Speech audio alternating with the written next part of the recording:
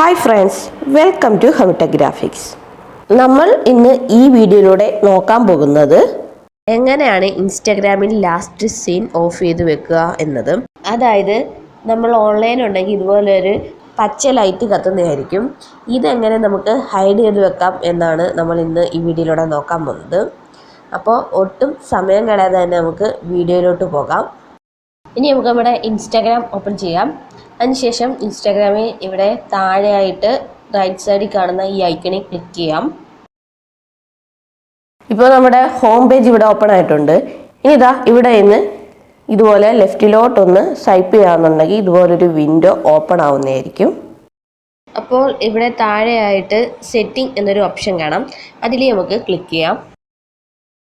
സെറ്റിംഗ്സിൽ privacy എന്ന ഓപ്ഷനിൽ click ചെയ്യാം.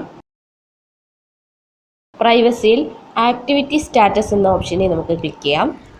അപ്പോൾ ഇവിടെ ഷോ ആക്ടിവിറ്റി സ്റ്റാറ്റസ് എന്നൊരു ഓപ്ഷൻ കൂട്ടുകാർക്ക് കാണാൻ സാധിക്കും. ഈ ഒരു ഓപ്ഷൻ ഇപ്പോൾ ഇവിടെ ഓൺ ആണ്. അതുകൊണ്ടാണ് നമ്മൾ ഓൺലൈനുള്ള കാര്യം മറ്റുള്ളവർക്ക് കാണാൻ സാധിക്കുന്നത്. അതായത് ആ പച്ച ലൈറ്റ് കത്തുന്നത്.